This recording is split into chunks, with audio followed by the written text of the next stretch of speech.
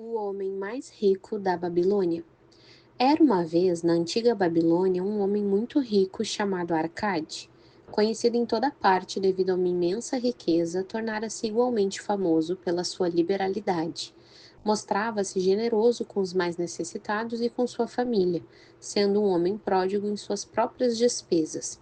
Entretanto, a cada dia sua riqueza crescia mais rapidamente do que ele era capaz de gastá-la. Certa vez, alguns amigos da juventude foram até ele dizendo-lhe: Você, Arcade, é mais venturoso do que nós. Você se tornou o homem mais rico de toda a Babilônia, enquanto nós lutamos para sobreviver. Pode usar as mais finas roupas e degustar as mais requintadas iguarias, enquanto nós devemos nos dar por satisfeitos se apenas propiciamos à família uma indumentária decente ou alimentos da melhor maneira possível. Contudo, alguma vez fomos iguais. Tivemos o mesmo professor, participamos das mesmas brincadeiras, e nem nos estudos nem nas brincadeiras você se sobressaiu mais do que nós. E nos anos que se seguiram, você foi um cidadão tão honrado quanto nós. Tampouco trabalhou mais duro ou mais assiduamente, pelo menos até onde nós sabemos. Por que então deveria o caprichoso destino escolhê-lo para gozar de todas as boas coisas da vida e nos ignorar a nós que igualmente somos merecedores? Após o que Arcádio protestou, dizendo: Se vocês não adquiriram mais do que uma pobre existência desde os tempos em que éramos jovens, isso se deve a que não conseguiram aprender ou não observaram as leis que governam o acúmulo das riquezas. O voluntarioso destino é um Deus cheio de malícia, que não assegura um bem duradouro para ninguém. Ao contrário, ele traz ruína para quase todo homem, sobre quem faz chover ouro não conquistado. Ele produz os gastadores libertinos que logo dissipam tudo o que recebem e se deixam dominar pelos mais extravagantes apetites, que nem sempre podem se satisfazer. Outros ainda, a quem esse caprichoso Deus favorece, tornam-se avarentos e entesouram sua riqueza, temendo despender o que têm, por saberem que não são capazes de repor. São, além disso, assediados pelo medo de roubo e acabam construindo para si mesmos uma vida de necessidades e secreta tristeza. Há provavelmente outros que conseguem dinheiro fácil e o aumentam, sem deixar de se sentirem felizes e abastados cidadãos. Mas são tão poucos que só sei deles por ouvir dizer. Pensem nessas pessoas que de repente se viram herdando uma riqueza e confiram se as coisas não se passam assim. Os amigos admitiram que, a respeito dos conhecidos que tinham herdado uma fortuna, aquelas palavras eram realmente verdadeiras, e suplicaram-lhe que explicasse a eles como tinha conseguido juntar tantos bens. Ainda em plena juventude, continuou Arcade, eu olhava em minha volta e observava todas aquelas boas coisas capazes de propiciar felicidade e contentamento. Percebi então que a riqueza aumentava ainda mais a potência delas. A riqueza é um poder. Com a riqueza, muitas coisas se tornam possíveis. Este pode embelezar sua casa com móveis refinados, aquele pode viajar pelos mares distantes, esse outro pode regalar-se com as finas iguarias de terras longínquas, outro mais pode comprar ornamentos lavrados em ouro ou cravejados de pedras preciosas. Pode-se mandar construir templos magníficos para os deuses. É possível, enfim, fazer todas essas coisas e muitas outras, onde sempre haverá deleite para os sentidos e gratificação para a alma. E quando percebi tudo isso, declarei a mim mesmo que reivindicaria o meu quinhão entre as boas coisas da vida. Não seria nenhum desses que se mantém à distância, observando invejosamente os prazeres do outro. Não me contentaria em vestir roupas baratas que parecem respeitáveis. Não me daria por satisfeito com a parte que cabe a um homem pobre. Ao contrário, faria de mim mesmo um conviva desses banquetes de boas coisas. Sendo, como sabem, filho de um humilde comerciante, membro de uma grande família sem qualquer expectativa de herança, e não me achando dotado, como me disseram vocês, com tamanha franqueza, de poderes superiores ou talentos especiais, Decidi que, se realmente quisesse conseguir tudo o que desejava, precisaria basicamente de tempo e estudo. Todos os homens têm tempo em abundância. Cada um de vocês vem deixando escapar tempo suficiente para tornar-se rico. E ainda, como admitem, não tem nada para apresentar senão suas boas famílias, de que, aliás, podem com justiça se orgulhar. Quanto ao estudo, nosso sábio professor não nos ensinou que o aprendizado consistia em dois tipos: o primeiro, cuidando das coisas que aprendíamos e sabíamos, o outro, baseando-se na prática que nos ajuda a encontrar aquilo que ainda não conhecemos. Assim, resolvi que iria investigar como alguém consegue acumular riqueza e, quando descobrisse, tornar tal coisa minha própria tarefa a realizá-la bem, pois não é justo que devamos gozar enquanto permanecemos sob a brilhante luz do sol, compensando os sofrimentos que teremos de enfrentar quando partirmos para a escuridão do mundo dos espíritos. Empreguei-me como escriba na sala de registros e todos os dias trabalhei horas sem contar sobre as tabuinhas de argila. Semana após semana, mês após mês, dei um duro danado sem que meus vencimentos dessem mostras de crescer. Comida, roupas, compromissos para com os deuses, além de outras coisas de que já não consigo me lembrar, consumiam tudo que eu ganhava, mas minha determinação continuou de pé. E um dia, Algamish, o homem que empresta dinheiro, veio até a administração da cidade e solicitou uma cópia da nona lei, dizendo-me: preciso disso em 2 dias. Se me entregar as cópias no prazo, pode contar com 2 moedas de cobre pelo serviço. Trabalhei arduamente, mas o texto da lei era muito comprido, e quando Algamish voltou, eu ainda não tinha terminado a transcrição. Ele ficou uma fera e teria me dado uma boa surra se eu fosse seu escravo. Sabendo, porém, que não lhe era permitido me agredir, não senti qualquer medo e disse-lhe: Algamish, você é um homem realmente rico. Diga-me como posso me tornar rico também, e lhe prometo que passarei a noite em claro entalhando suas tabuinhas. Assim que o sol nascer, elas estarão prontas. Ele sorriu e me respondeu: Você é um belo tratante, mas vamos considerar isso uma transação nossa.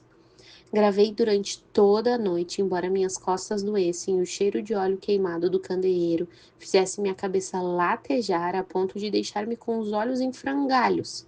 Mas, quando ele voltou em plena alvorada, as tabuinhas estavam prontas. Agora, lhe disse, cumpra sua promessa. Você fez a sua parte em nossa transação, meu filho, disse-me ele com benevolência, e estou pronto para fazer a minha. Vou lhe falar das coisas que deseja saber, porque estou envelhecendo, chegando à idade que já não se consegue segurar a língua. E quando a juventude busca o conselho dos mais velhos, ela recebe a sabedoria dos seus anos. Muito frequentemente, porém, a juventude pensa que o idoso detém apenas a experiência dos dias que se foram e por isso não sabe aproveitar. Lembre-se de que o sol que brilha hoje é o sol que brilhou quando seu pai nasceu e que continuará brilhando quando seu último neto tiver passado para o mundo dos mortos. Os pensamentos da juventude, continuou ele, são luzes resplandecentes que brilham como meteoros que muitas vezes tornam o céu reluzente. Mas a experiência dos mais velhos assemelha-se a estrelas fixas que, sem mudar de lugar, auxiliam o marinheiro a orientar o seu curso. Guarde bem minhas palavras, pois do contrário, deixará de assimilar a verdade que lhe contarei e pensará ter sido em vão todo o trabalho que teve durante essa madrugada. Então, ele me olhou com perspicácia por baixo das peludas sobrancelhas e disse num tom lento e enérgico: Achei o caminho para a riqueza quando decidi que conservaria comigo uma parte de tudo que ganhasse, e assim você fará. E continuou me olhando com uma insistência que parecia ir ao fundo da minha alma, mas não disse mais nada. Isso é tudo? Perguntei. Foi o suficiente para me transformar de um coração de um pastor de ovelhas no coração de um emprestador de dinheiro? Foi a resposta dele. Mas tudo que ganho não vem mesmo para o meu bolso? Perguntei. Nada mais falso, respondeu ele. Você não paga pelas roupas e pelas sandálias que usa? Não paga pelas coisas que come? Consegue viver na Babilônia sem fazer despesas? O que tem para apresentar do que recebeu no mês passado? E de tudo que ganhou no último ano? Louco! Você paga tudo a todo mundo, menos a si mesmo. Idiota! Está trabalhando para os outros. Bem melhor do que isso faz o escravo, que trabalha para seu dono em troca de roupa e comida. Se guardasse para si mesmo 1/10 de tudo que ganha, quanto teria dentro de 10 anos? Meu conhecimento dos números não me desamparou e respondi: ora, o equivalente a 1 ano de trabalho? Pois está dizendo apenas meia-verdade, retorquiu ele. Cada moeda de ouro que economizar é um escravo que pode trabalhar para você. Cada cobre que essa moeda produzir torna-se um filho apto a levantar mais fundos. Se quiser tornar-se rico, então tudo que você economizar deve ser utilizado no sentido de lhe proporcionar toda a abundância que tanto anseia. Você pensa que eu estou ludibriando por sua longa noite de trabalho, continuou ele. Mas, em minhas palavras, há uma fortuna, se for suficientemente inteligente para perceber a verdade que acabo de pôr em suas mãos. Uma parte de tudo que ganha pertence exclusivamente a você. No mínimo 1/10, mesmo nas ocasiões em que tiver recebido pouco dinheiro. Pode ser mais, de acordo com o que produzir. Pague a si mesmo primeiro. Não compre ao fazedor de roupas ou ao fazedor de sandálias mais do que possa pagar com o restante, devendo ainda separar o bastante para se alimentar, ajudar ao próximo e pôr em dia as obrigações com os deuses. A riqueza, como uma árvore, cresce a partir de uma simples semente. A primeira moeda de cobre que você economizar será a semente a partir da qual sua árvore da riqueza crescerá. Quanto mais cedo plantá-la, mais cedo a árvore crescerá.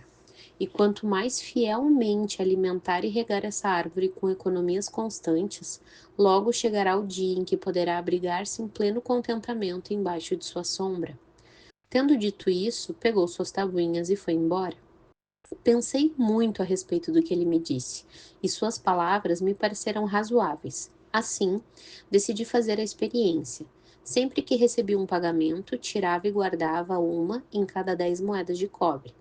E, estranho como possa parecer, não fiquei mais desprovido de fundos do que antes. Percebi pequena diferença quando comecei a me arranjar sem isso, mas frequentemente me via tentado, à medida que a minha reserva crescia, a utilizá-la para adquirir coisas boas que os mercadores ofereciam, objetos trazidos por camelos e navios da terra dos fenícios. Prudentemente, porém, consegui refrear meus impulsos. 12 meses se tinham passado quando Algamish voltou a me procurar, dizendo-me: Então, meu filho, pagou a si mesmo não menos que 1/10 sobre tudo quanto ganhou no ano passado? Respondi com muito orgulho: Sem dúvida, mestre, foi exatamente o que eu fiz. Ótimo, comentou, abrindo um largo sorriso para mim. E o que fez com sua reserva? Entreguei a Asmur, o oleiro, que me disse estar viajando pelos mares distantes e que em Tiro compraria para mim joias valiosíssimas, só são encontradas na Fenícia. Quando voltar, poderemos vendê-las a um bom preço e dividiremos os lucros? Bem, os loucos precisam mesmo aprender, rosnou ele. Mas por que confiar nos conhecimentos de um oleiro a respeito de joias? Você procuraria o padeiro para colher informações sobre as estrelas? Não. Por minha túnica, iria até um astrólogo, se pelo menos tivesse cabeça para pensar. Suas economias se foram, meu jovem. Você arrancou sua árvore da riqueza pelas raízes. Contudo, plante outra. Tente novamente. E da próxima vez que precisar de conselho sobre joias, corra até um ourives. Se quiser conhecer a fundo as ovelhas, procure um pastor que cuide delas. Conselho é uma coisa que se dá de graça, mas deve guardar consigo apenas o que lhe parece valioso. Aquele que aceita conselhos sobre suas economias de pessoas inexperientes em tais matérias, pagará com essas mesmas economias para provar a falsidade da opinião dos outros. Dizendo isso, Algamish foi embora. E aconteceu realmente como ele tinha previsto, pois os fenícios são salafrários e venderam a Asmur pedaços de vidro sem valor qualquer. Mas, seguindo as palavras de Algamish, voltei a economizar, mesmo porque já tinha formado o hábito, e isso não constituía para mim nenhuma dificuldade mais. Uma vez mais, 12 meses se passaram, Algamish apareceu na sala dos escribas e se dirigiu a mim. Que progressos andou fazendo desde a última vez que nos vimos? Paguei a mim mesmo religiosamente, respondi, e confiei minhas economias a Agar, o fazedor de escudos, para comprar bronze. A cada 4 meses ele me paga uma parte dos lucros. Ótimo! E o que tem feito com esse dinheirinho extra? Dei uma festa com mel, vinhos e iguarias de primeira. Comprei também uma túnica escarlate. Qualquer dia desses devo comprar um burrico para meus deslocamentos. Algamishi não disfarçou o riso. Você está comendo os filhos de suas economias. Como pode esperar que trabalhem para você? Como eles mesmos poderão ter filhos que venham a produzir mais renda para você? Primeiro, reúna um exército de escravos dourados, e só então poderá refestelar-se com banquetes ricos sem sentir remorsos. E assim dizendo, ele partiu novamente. Não voltei a vê-lo durante 2 anos, até que reapareceu, o rosto sulcado pelas rugas, os olhos visivelmente cansados, pois ele se achava então numa idade bastante avançada. Ele me disse: Arcade, conseguiu afinal obter a riqueza com que sonhava tanto? Respondi-lhe: Ainda não tenho tudo o que desejo, mas já tenho alguma coisa que rende muito bons lucros, que por sua vez fazem outros tantos lucros.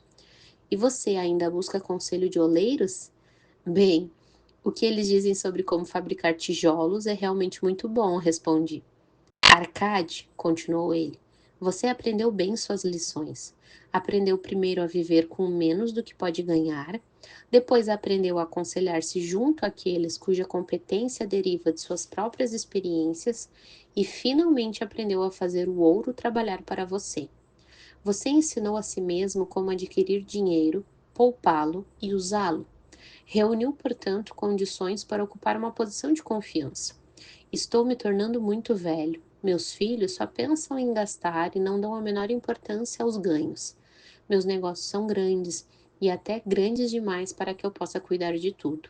Se você concordar em ir para Nippur comigo, a fim de tomar conta das terras que possuo na região, torná-lo-ei meu sócio e você partirá no meu testamento. Assim, fui para Nippur e comecei a administrar suas propriedades, que eram imensas. Como estivesse cheio de ambição e dominasse as 3 leis que nos ensinam a lidar de maneira exitosa com a riqueza, tive condições de aumentar ainda mais o valor de seus bens. Prosperei muito e quando o espírito de Algamish partiu para a esfera da escuridão, me vi como um beneficiário legal reconhecido em sua herança. Assim falou Arcade, e quando terminou sua narrativa, um dos amigos ali reunidos lhe disse: Você inclusive deu a sorte de que Algamish tivesse nomeado um de seus herdeiros.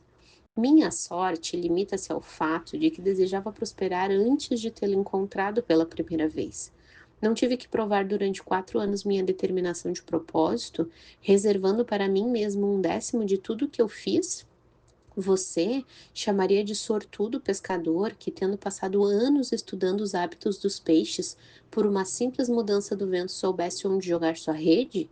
A oportunidade é uma deusa desdenhosa que não perde tempo com os que não estão preparados. Você teve uma tremenda força de vontade em continuar poupando depois de ter perdido suas economias no primeiro ano.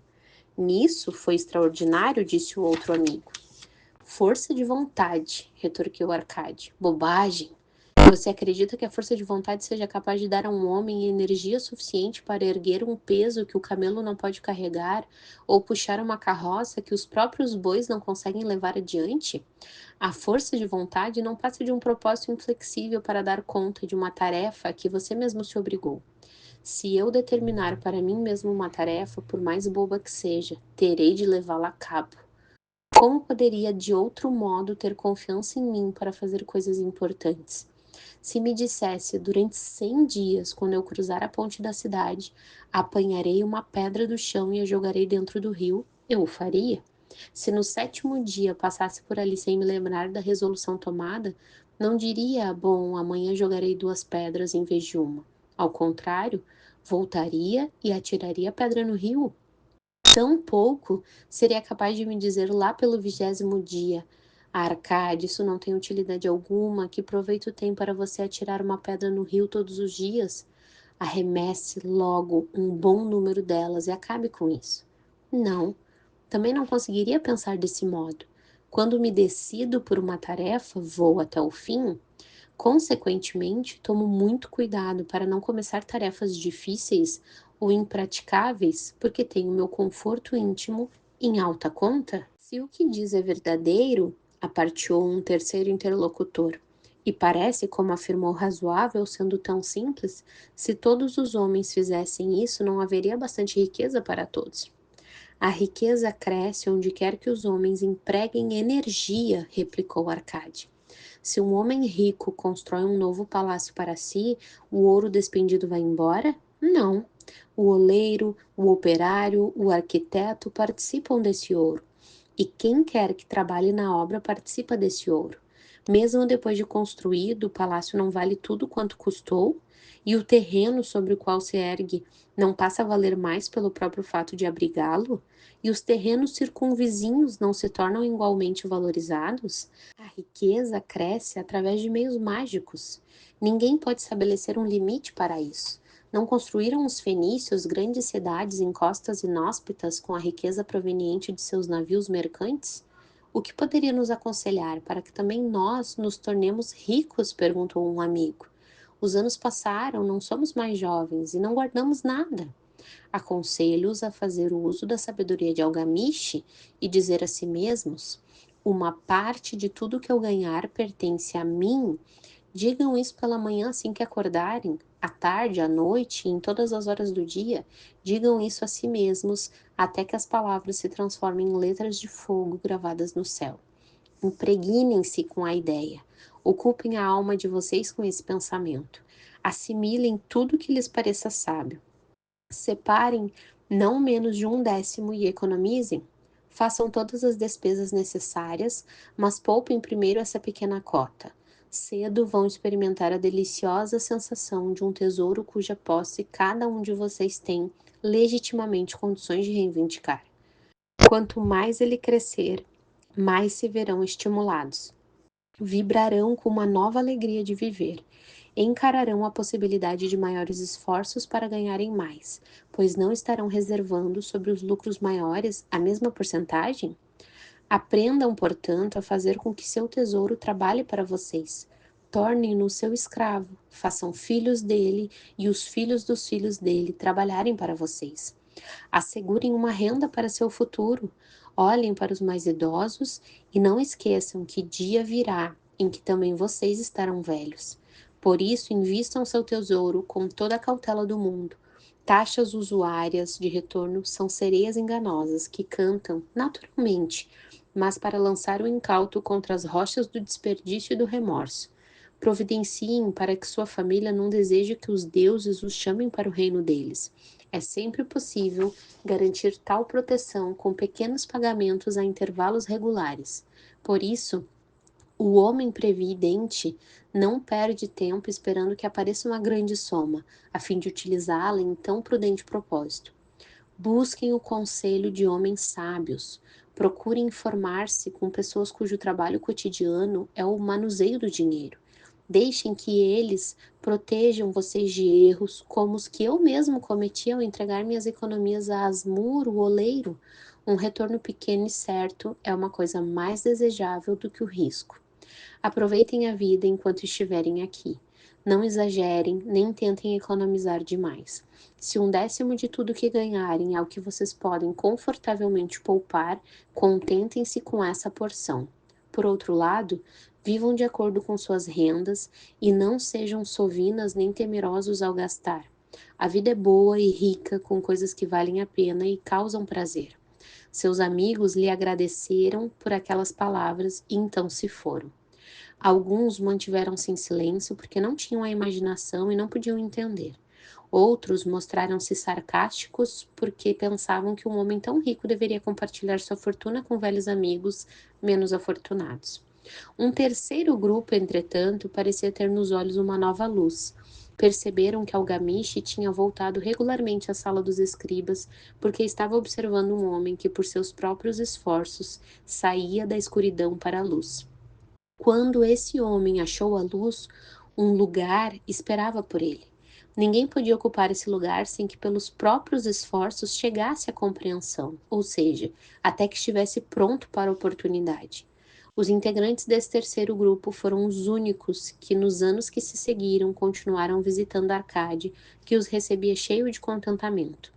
Reunia-se com eles e lhes transmitia de bom grado sua sabedoria, como gostam sempre de fazer os homens de grande experiência, e assistia-os quanto a investirem suas economias naquilo que trouxesse lucros com segurança, evitando que apostassem em negócios que não rendessem dividendos. O momento decisivo na vida desses homens ocorreu quando compreenderam a verdade que tinha passado de Algamish para Arcade e de Arcade para eles. Uma parte de todos os seus ganhos pertence exclusivamente a você.